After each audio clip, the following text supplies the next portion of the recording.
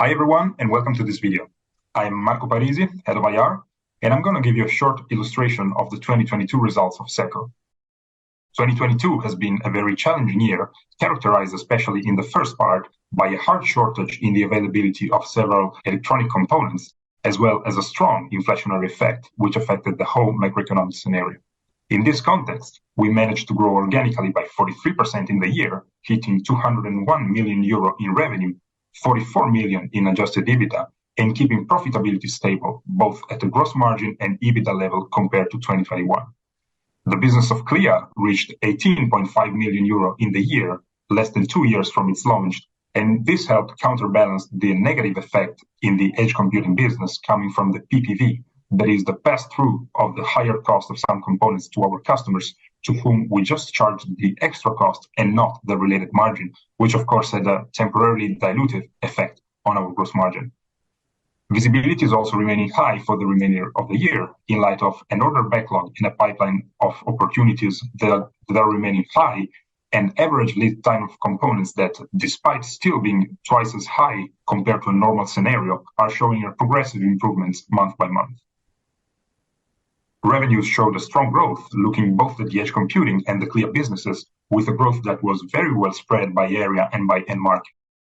Edge computing business grew by 69% on a yearly basis, while Clea moved from around 4.4 million euro in 2021 to 18.5 million in 2022. Without including the effects of the Guards & Freak acquisition we made in late 2021, organic growth was at 43% in the year.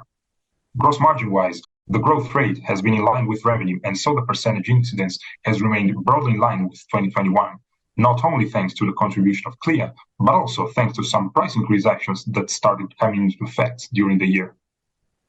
Adjusted EBITDA and net income have also followed the growth path very much in line with revenue, and we have been able to generate an operating leverage effect thanks to a better absorption of OPEX that, despite an obvious growth to sustain the expansion of the business, have moved from 34% to 29% of net sales from 2021 to 2022.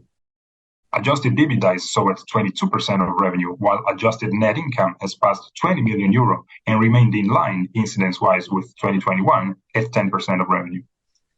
From a cash generation perspective, in the first quarter especially, we had to invest over 20 million euro in inventory stocking to secure the availability of critical components with a high lead time, so to guarantee continuity in our shipments. Q1 22 has been where our adjusted net debt had its peak at 126 million euro, while from the second to the fourth quarter, there has been an overall cash generation of 7 million. This may not seem a huge amount, but please consider the context in which it has been achieved.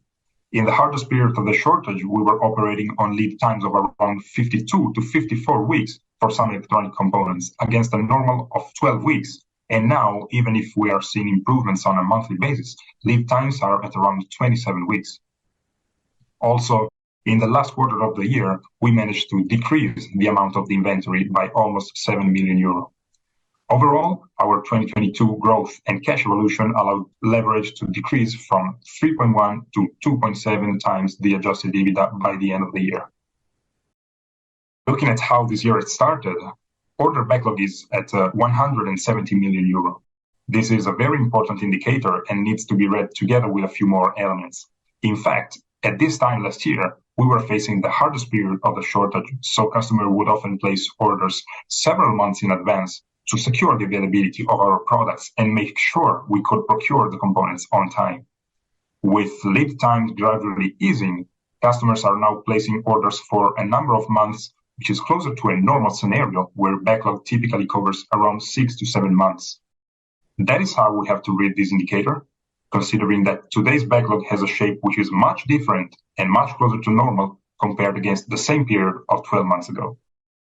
Adding also the pipeline of new opportunities whose probability weighted value exceeds €500 million, the visibility on the business remains high, and it's important to note how almost a third of this amount comes from new customers.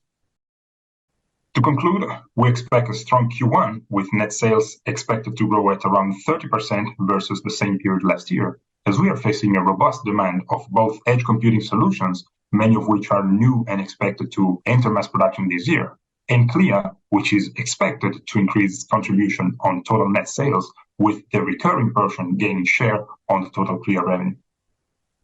In this regard, we are continuing to enlarge our ecosystem of partners, and let me mention in particular the partnerships we just started with Accelera for the processing of AI algorithms at the edge, thanks to a dedicated model we are designing based on Accelera new generation processors, and the partnerships with Google Cloud to further spread the use of Clea and make it integrated with the Google Cloud technology for cloud processing and AI services.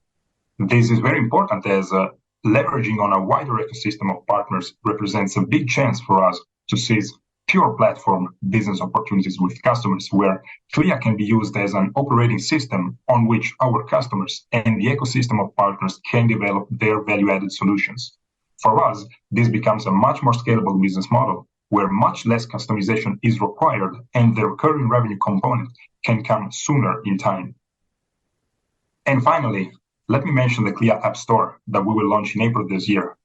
This will represent an additional way for our customers to servitize their business model by selling their value-added solutions to end customers in the form of apps.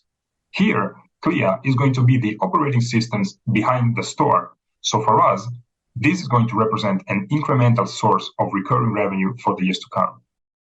This is pretty much all for this video. I'm of course very pleased to further dive into additional clarification you may need, and I can be reached out at investor.relations@seco.com. Thank you very much for your attention and looking forward to speak soon.